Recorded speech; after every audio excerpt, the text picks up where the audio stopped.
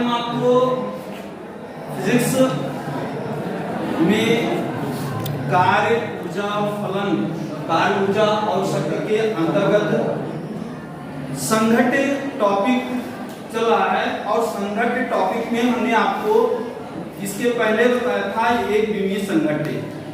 आज हम आपको बता रहे हैं द्विविमीय संघट्य क्या होता है या प्रत्यास्थ तिर्यक संघट्य क्या होता है। इसके लिए हम करते क्या है, दो वस्तुओं की कल्पना करते हैं कि दो वस्तुएं हैं। एक वस्तु है जिनमें एक वस्तु का द्रव्यमान m1 हो, दूसरी वस्तु का द्रव्यमान m2 हो। वस्तु क्या करती है, वो प्रारंभिक वेग, वस्तुओं के प्रारंभिक वेग u1 व u2 होते हैं और संघट्य के बाद वस्तु का वेग क्या हो जाता है, v1 व v2 होते हैं। ये वस्तुएं क्या करती हैं, x अक्ष के अनुदिश संघट्य करती हैं। तो उस समय हम इनके प्रत्यास्थ संघट्य को कैसे ज्ञात करते हैं, इसी के संबंध में हम आज आपको बता रहे हैं। तो जैसे मान लो दो वस्तुएं हैं, एक वस्तु है m1 द्रव्यमान की है और इस वस्तु का वेग कितना है, u1 है। दूसरी वस्तु है m2, इस वस्तु का वेग कितना है, u2 है। दोनों वस्तुओं में क्या होता है, संघट्य होता है। आपस में टकराते हैं, तो आपस में जब टकराते हैं तो टकराने पर इनके वेग इस तरीके से इनमें टक्कर होगी, ये ऐसे टक्कर होती है। तो जब वस्तुएं दोनों इस तरीके से टकराती हैं तो ये वस्तुएं क्या करती हैं, दो घटकों में वियोजित हो जाती हैं। एक घटक इस रूप में होता है, दूसरा घटक इस रूप में होता है। यहाँ पर इनके वेग m1 है और द्रव्यमान m1 है तो वेग कितना हुआ, v1 हुआ।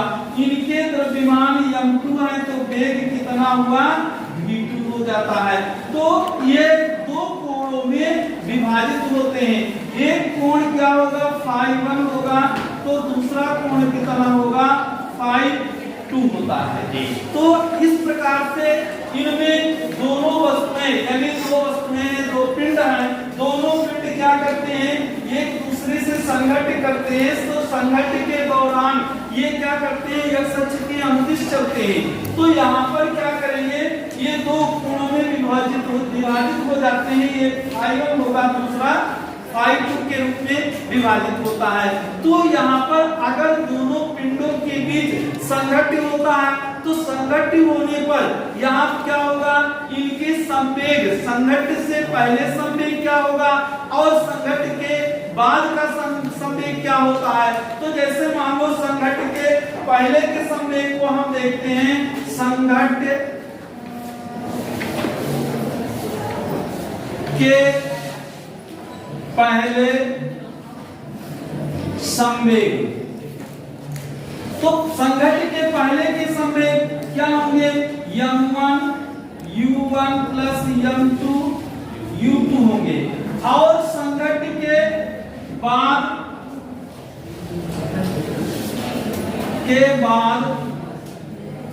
संवेग क्या होता है, ये होगा m1 v1 plus m2 v2। तो ये दोनों में संघट्य होता है तो संघट्य के पहले का संवेग क्या होगा और संघट्य के बाद का संवेग क्या होगा।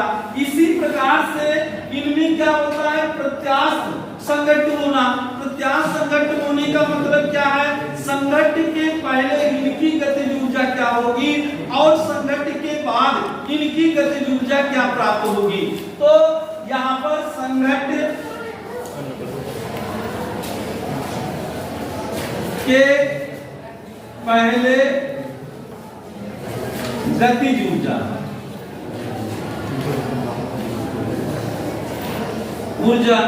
तो संघट्य के पहले गतिज ऊर्जा 1/2 m1 u1 square plus 1/2 m2 u2 square प्राप्त होगी। इसी प्रकार से संघट्य के बाद गतिज ऊर्जा कितनी होगी? 1/2 m1 v1 square plus 1/2 m2 v2 square, ये हमको प्राप्त होगी। तो अगर हम ये इन दोनों को हम संघटित यानी गतिज ऊर्जा संवेग संरक्षण के सिद्धांत से यहाँ पर क्या होगा? संघटित के पहले गतिज ऊर्जा बराबर संघट्ट के बाद गतिज ऊर्जा। तो संघट्ट के पहले 1/2 m1 u1 square plus 1/2 m2 u2 square बराबर 1/2 m1 v1 square plus 1/2 m2 v2 square. 1/2 यहाँ से कॉमन ले लिया जाए तो बचेगा कितना? m1 u1 square plus m2 u2 square, ये बराबर 1/2 m1 v1 square plus m2 v2 square. 1/2 से 1/2 कैंसिल हुआ, m1 u1 square plus m2 u2 square बराबर m1 v1 square plus m2 v2 square, ये हमको प्राप्त होता है। तो यहाँ पर इसको हम मानेंगे समीकरण नंबर 1 मानते हैं। तो इसी प्रकार से अगर देखा जाए कि यहाँ पर जो संघट्ट होता है वो संघट्ट इनके अनुसार अगर मान लो जम्मू द्रव्यमान का कोई पिंड है वो x अक्ष के अभिदिश संघट्ट करता है, तो x अक्ष के अभिदिश संघट्ट करेगा तो इनका जो ऊर्जा होगी यानी संवेग क्या होगा? m1 u1 होगा। और m2 द्रव्यमान का पिंड है वो अगर x अक्ष के अभिदिश संघट्ट करता है तो इनका जो संवेग होगा वो m2 u2 होगा। तो इसी प्रकार से अगर x है और x अक्ष के अनुदिश होता है, इसी प्रकार से y अक्ष के अनुदिश होगा। तो यहाँ पर इनके संवेगों को हम इस रूप में ज्ञात करते हैं। संघट्ट के लिखा जाएगा संघट्ट के पूर्व माने पहले m1 द्रव्यमान के पिंड का x अक्ष में संवेग क्या होगा? m1 u1 होगा। m2 द्रव्यमान के पिंड का x अक्ष में संवेग कितना होगा? m2 u2 होगा। तो इसी प्रकार से अगर हम m2 u2 है तो अगर इसी प्रकार से पुनः हम देखते हैं तो ये क्या है? इस x अक्ष के अनुदिश होता है तो यहाँ पर cos ∅1 है, इधर है तो क्या है? cos ∅2 होता है। तो यहाँ पर अगर हम देखें तो इनके भी मान हमको हम प्राप्त कर सकते हैं। तो नोट दिस, देखें यहाँ पर संघट्ट के पूर्व द्रव्यमान m1 के पिंड x अक्ष के अनुदिश क्या है? संवेग m1 u1 है, ठीक है। तथा m2 द्रव्यमान के पिंड x अक्ष के अनुदिश संवेग क्या है? m2 u2 है। तो दोनों पिंडों का जो संवेग है वो y अक्ष के अनुदिश है। दोनों पिंडों के द्रव्यमानों का y अक्ष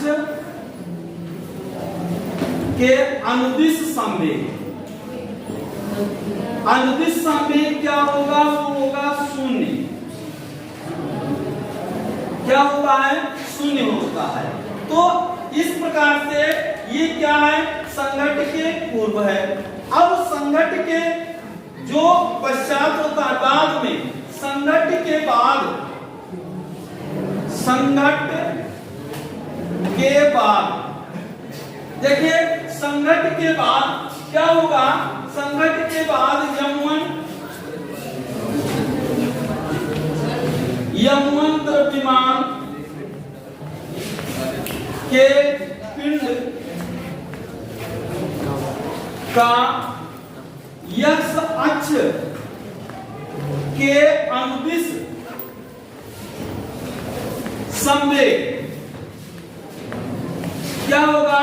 यम1 v1 cos phi1 और यम2 द्रव्यमान के पिंड का x अक्ष के अनुदिश संवेग क्या होगा? ये होगा यम2 v2 cos phi2 होगा। इसी प्रकार से यहां पर यम1 द्रव्यमान के पिंड का y अक्ष के अनुदिश संवेग y अक्ष के अनुदिश होगा तो यम1 v1 sin phi1 होगा और यम2 द्रव्यमान के पिंड का y अक्ष के अनुदिश संवेग क्या होगा? ये होगा यम2 v2 sin phi2 होगा। अब यहां पर संवेग संरक्षण के नियम से, तो संवेग संरक्षण के नियम से यहां पर x अक्ष के अनुदिश और यहां पर ये x अक्ष के अनुदिश यानी संघट्ट के पूर्व का संवेग और संघट्ट के बाद का संवेग क्या होगा? संवेग संरक्षण नियम से क्या होगा? x अक्ष के लिए